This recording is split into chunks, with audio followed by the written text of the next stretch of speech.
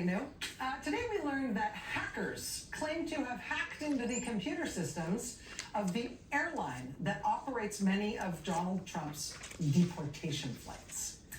The company is called Global X, and their flights for the Trump administration include those 3 plane loads of men who were flown from the U.S. to El Salvador last month. In March. Those 3 flights, famously, were the ones that a federal judge ordered must be turned around and flown back to the United States. That's an order the Trump administration did not obey. Well, today, 404 Media reports that they are in contact with a hacking group that claims to have hacked into Global X and taken, among other things, their flight records and passenger manifests for all the deportation flights that Global X has operated for the Trump administration. 404 Media says, as far as they can tell, the data appears to be genuine. But that's not the only major hack that 404 Media has brought to light just in the last day or so. You remember Mike Waltz, Trump National Security Advisor, who accidentally added the editor of The Atlantic magazine to a Signal group chat about war plans in Yemen. You may have seen reports last week that at the cabinet meeting at the White House on Wednesday, Mr. Waltz was caught on camera by a Reuters photographer using his personal phone, or using his phone at least, at that cabinet meeting, and appearing like he was still using something that looked very much like Signal to chat with multiple high-ranking government officials. The news photographer was actually able to capture the text of some of his messages on what appeared to be the Signal app that he was using during the cabinet meeting in front of a bunch of news reporters. Now, I say it looked like the Signal app. It wasn't the original Signal app. It was a different version of Signal called Telemessage, made by a different company that appears to be considerably less secure than Signal. Sure enough, 404 Media now reports that app, Telemessage, has also just been hacked. NBC News, meanwhile, was contacted by a different, entirely separate hacker who also claims to have hacked this Telemessage app. Telemessage has now suspended its operations, which is going to be so inconvenient for the whole Trump administration national security apparatus that was apparently using it amongst themselves, so that's all going well. Of course, Mike Waltz is no longer Trump's national security advisor. He was fired and replaced by Secretary of State Marco Rubio, who is also simultaneously the archivist of the United States now and the acting administrator of USAID and now national security advisor as well. Which tells you just how seriously Donald Trump takes all those jobs, right? If he thought any one of those jobs was a real job, he wouldn't give the person holding that job lots of other jobs too. In fact, not only does Donald Trump not appear to think that the job of national security advisor is all that big a deal, the Washington Post now reports that some senior White House officials are, quote, questioning the need for a traditional national security council at all. So, National Security Advisor behaving the way we know Mike Waltz has, National Security Advisor being fired, National Security Council all going away? The whole White House National Security Council, that whole apparatus? Really? You guys don't see the need for it? At which point you might want somebody who worked in the White House to explain the consequences of something like that.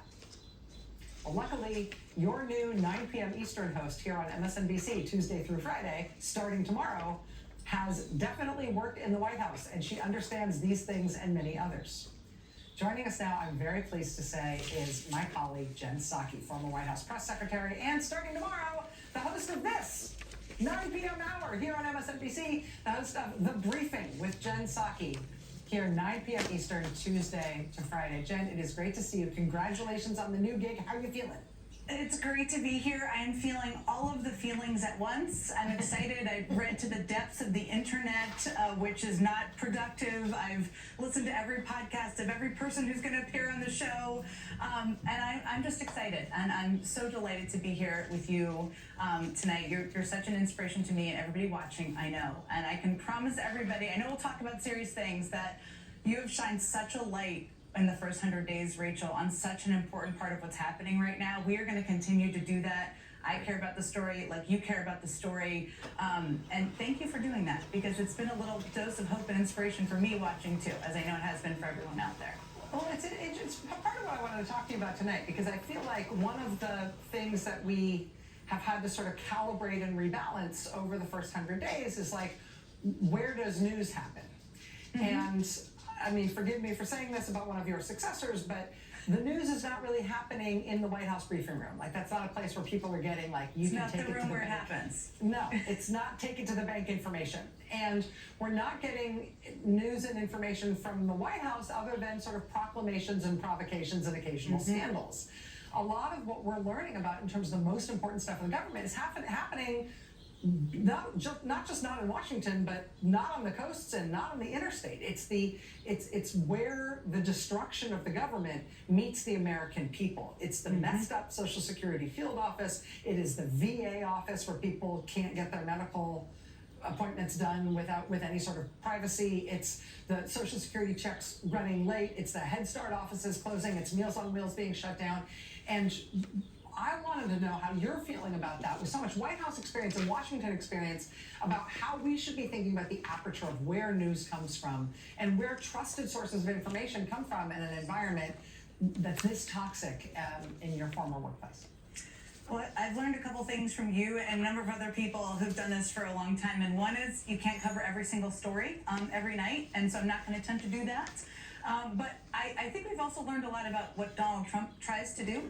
He tries to flood the zone, but he also tries to wave the shiny ball. I don't even know if that's the right analogy, but just take in the last 24 hours. I mean, he announced he wants to reopen Alcatraz. The prompting and what motivated that, here we are. At the same time, to your point, and just to keep with your theme of Social Security, what we need to be reading the fine print on, I know you are and I will be, is what he is doing to the Social Security system and administration. It's cutting offices. He's also trying to gain access to people's private information and personal data. And so I think it's incumbent upon us to not follow the shiny ball.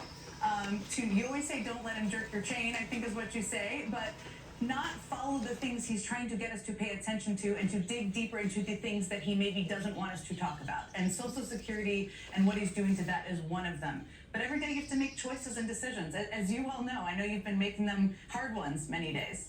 Yeah. Jen Psaki, the new show is called The Briefing with Jen Psaki. It premieres tomorrow night at 9 p.m. Eastern. Attendance is mandatory for everybody watching right now. Jen, as I understand it, your first guest is going to be former Transportation Secretary and varsity Democratic Party communicator, former presidential candidate Pete Buttigieg. I'm definitely not going to miss that. So excited for you, my friend. Congratulations. Thank you. Thank you so much for being here tonight. Good luck tomorrow. Thank you so much. Thank you. Appreciate it. Great being with you. We'll be right back.